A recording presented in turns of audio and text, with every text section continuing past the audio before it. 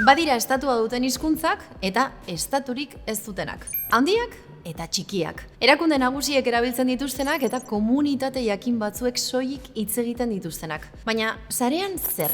Bada lehen mailako eta bigarren mailako hizkuntzarik interneten?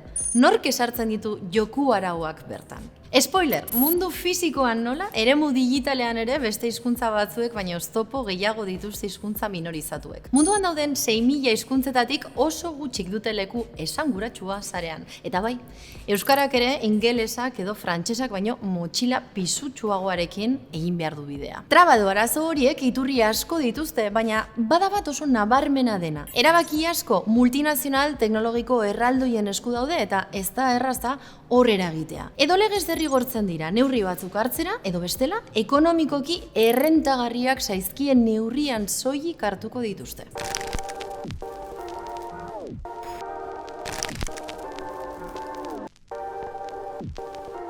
Bilatzaileak dira adibide garbiena. Webguneetara edo sareko edukietara heltzeko dugun bide ohikoenetakoa dira bilatzaileak. Google nagusiki. Eta hortaz, Googleek bilaketetan agertzen zaizkigun emaitzak hautatzeko dituen irizpideek eragin zuzena dute. 2022an .eusek identifikatu zuen bilatzaileak gaztelaniazko edukia saritzen zuela euskarazkoaren kalteetan. Publikoki salatu zuten askok eta horrek eragin zuen joera hori zuzentzea.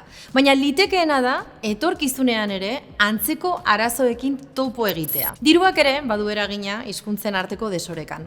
Online publizitatean, esaterako, hizkuntza guztiak ez dira abia puntu beretik abiatzen. Gaur gaurkoz, ez da posible Google AdWords eta gizako publizitate plataforma nagusien bidez, euskarazko iragarkiak jartzea. Eta are garrantzitsuagoa dena. Euskara hutsez dauden webguneek ezin dute plataforma horien publizitaterik integratu. Zer esan nahi du horrek? Euskara hutsezko webguneek ezin dutela plataforma horien publizitatearen bidez behintzat euren lana monetizatu.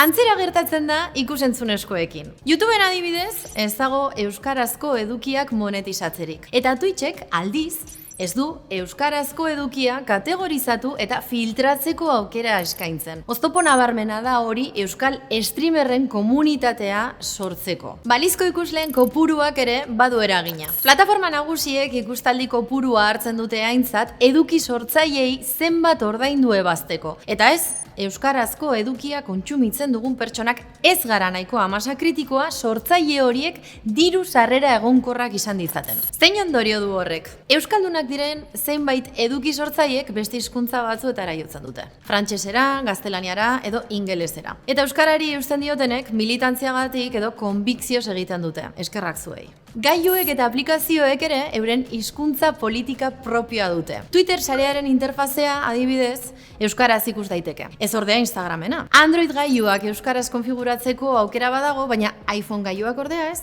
Eta bestelako gailu askotan ere gertatzen zaigu. Ez dago autoko pantailak, PlayStation moduko kontsolak edo etxe tresna gehienak euskaraz erabiltzerik. Gorkor bizuk esaten duen moduan, gauzak horrelaxe daude. Baina ez dute zertan hala izan, badira desoreka linguistiko horietan eragiteko bideak. Nabigatzailea konfiguratzeko hautatzen dugun hizkuntza adibidez. Baina ezin dugu esan hori gure esku dagoen horrekin betetzen ari garenik. .eus behategiaren 2023ko datuen arabera Euskal Herriko erabiltzaileen 4% inguruk soilik du nabigatzailea euskaraz konfiguratuta. Euskaldunen artean 10% inguruan dago kopuru hori. Gauza bera gertatzen da sakeleko telefonoekin. Gailu gehienak euskaraz konfiguratu badaitezke ere, Euskal Herriko erabiltzaileen 5% baino gutxiagok egin du hala. Administrazioak ere badu bere ardura kontu honetan. Langile publikoen ordenagailu gehienak ez daude euskaraz konfiguratuta. Badago zer hobetua, ezta? Lehen hitza .eus webgunean sartu eta oraintxe egin dezakezuzuk. Izan ere, eta esan dudan moduan, interneteko hizkuntza irizpideak multinazionalek esartzen dituzte. Eta gehienetan, erabiltzaile edo hiztun kopurua da haien erabakiak gidatzen dituena. Datuak azken finean. Zenbat eta gehiago izan, sarean euskara lehenesten dugun erabiltzaileak, orduan eta errazagoa izango da gure hizkuntza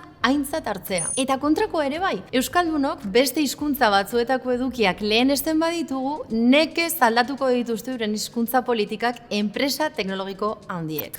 Eragiteko beste bide bat, erakunde publikoen lan politikoa edo lobigintza da. Kataluniarrek adibidez gu baino hiztun kopuru handiagoa dute, baina horrez gain estrategia digitaleko lehendakari ordetza bat ezarri zuten, eta hortik lobby lan handia egin dute katalanaren posizioa ingurune digitalean indartzeko. Hizkuntza gutxituen artean, batzea ere bada horretarako bide bat. Global Voices izeneko ekimena hildo horretan ari da lanean. Eta azkenik bada hirugarren bide bat. Multinazionalen aginpeko eremuetatik urruntzea. Nola? Software librea erabiliz edo tresna propioak sortuz. Hala balitz, hizkuntza irizpideak komunitate gisa hautatzeko aukera izango genuke, enpresa globalei erreguka aritu beharrik gabe.